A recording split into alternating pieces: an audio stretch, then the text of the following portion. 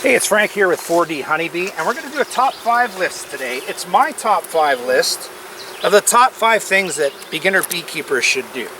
Now, this list is probably going to be different than what your list might be, so if you have other things that you feel are important or that I omitted, or if you think I'm completely wacko, feel free to leave comments, of course. And again, this is based on the experience of a guy that's only been doing it for 2 years, so take it for what it is. Hopefully it helps you out. We'll start with number 5. And number 5 is to include kids in your beekeeping, right? Now, I have 4 kids, so it's fairly easy for me to include kids in my beekeeping, but you don't have to have kids to include them.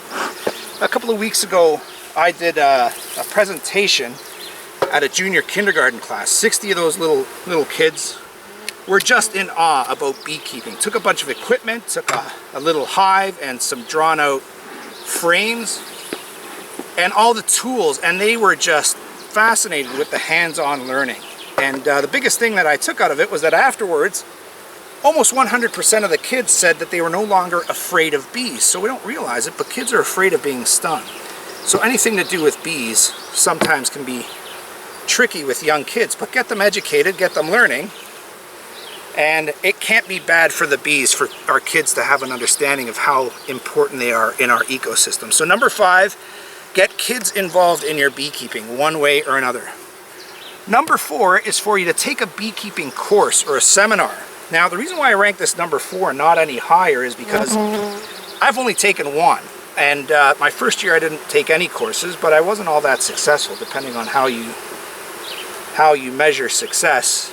But I did go to a seminar this year, and I was fairly disappointed by it, unfortunately. It was a seminar on swarms, and the guy that did the presentation had never caught a swarm. He had tried a bunch of times, but he never caught anything. So it was pretty dry, and it was pretty boring, and I really didn't learn much of it. But what I did get was I did make a lot of contacts with people in my area, and basically it expanded my network of contacts that I can contact or ask about with questions on what's going on in my hive. So, and I have no doubt that every time you talk bees with people, you can learn something. So number 4, take a bee course or a bee seminar.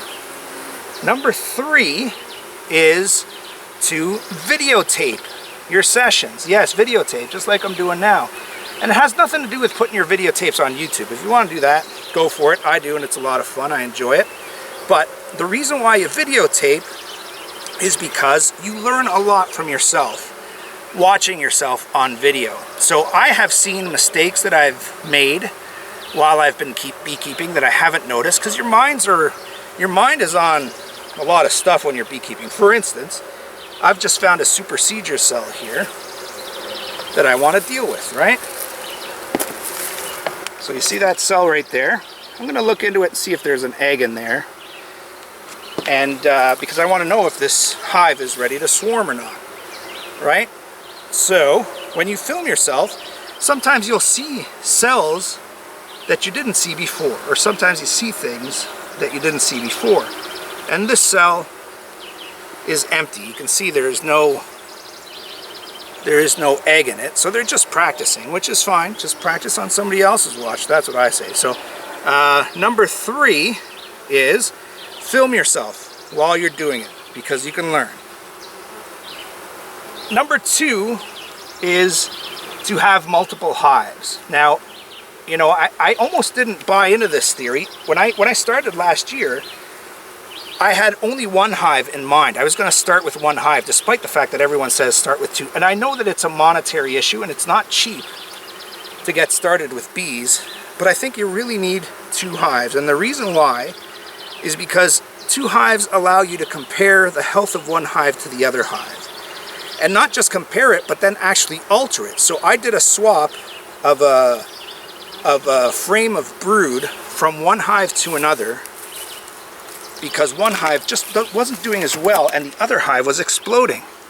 And what it did was it did 2 things. It made the hive that wasn't doing so well really explode. Once that brood hatched, they just went crazy. These bees are really still. They hardly move at all. That actually pushed them to move. I mean, not that I'm complaining, but it's just neat. It's always this hive where the bees hardly move at all. It's better than getting stung, I'll tell you. So yeah, and then the first hive that I took the brood from kept doing really well and reduced its tendency to swarm as well. Gave them a bit more room to work. As you can see with all these hives, or at least with this one, because it's the one you're looking at, they're pretty much ready for the second super now. Generally you go by 80% built out when you consider your second super, and I'd say this one is ready. My goodness.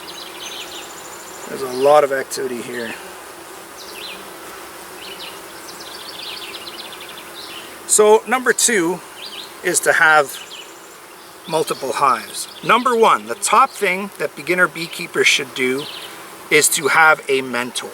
And having a mentor is valuable because you really need someone else to look into your hive when you're a beginner, right? You can get a lot of tips on YouTube, you can get a lot of tips on Facebook, you can get a lot of tips over the phone, but the truth is, what I've found is that you ask 10 experts the same question and they'll give you 10 different answers. And there's nothing malicious about it, it's just, this is not an exact science. This is ecology, right? This is the ecosystem, and Mother Nature has her own way of doing things, and she doesn't necessarily follow the textbook that we write for her. So number 1 is to have a mentor, and actually have that mentor looking in your box as much as possible. And so that's it. That's my top 5. Those 5 things, if you can follow those 5 things, there's a good chance you'll do well in your first year of beekeeping. So to recap, number 5 is include kids in your beekeeping. Number 4 is to take a course or a seminar. Number 3 is to film yourself. And I mean film yourself beekeeping, not film yourself without clothes on type of thing. Naked beekeeping, that's something I haven't seen yet. Naked beekeeping, is that a thing? Not for me, I'll tell you. Where are we then? Number 2 is to have multiple hives. And number 1 is to have a mentor that can actually look into your hive. Those are the top 5 things that I feel for my first year of beekeeping are critical to successful beekeeping. If you feel differently, I'd love to hear your comments or know what your top 5 are, or maybe just a thing or two that I might have missed. Feel free to post below, and thank you for joining Frank at 4D Honeybee.